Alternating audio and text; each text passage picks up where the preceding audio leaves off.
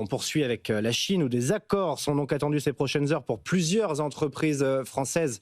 Elles accompagnent comme de tradition Emmanuel Macron au cours de cette visite d'État et Margot Faudéré. Enjeu important car les rapports se sont dégradés. Oui, il suffit de regarder les chiffres. Non seulement la France a un déficit avec la Chine, mais c'est aussi le pays avec lequel nous enregistrons le déficit le plus important.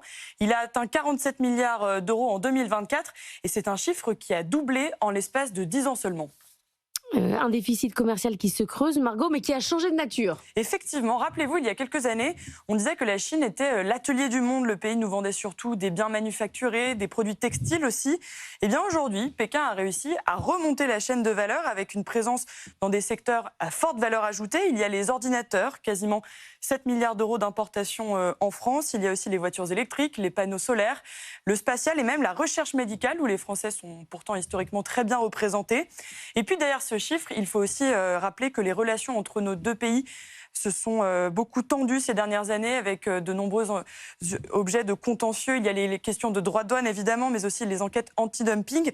Et cette logique de confrontation permanente entre probablement en compte dans la réflexion de certaines entreprises françaises de réduire leur présence en Chine. Aujourd'hui, on compte encore 2100 filiales d'entreprises tricolores qui sont implantées dans le pays, mais des grands groupes ont déjà réduit la voilure, notamment dans la distribution.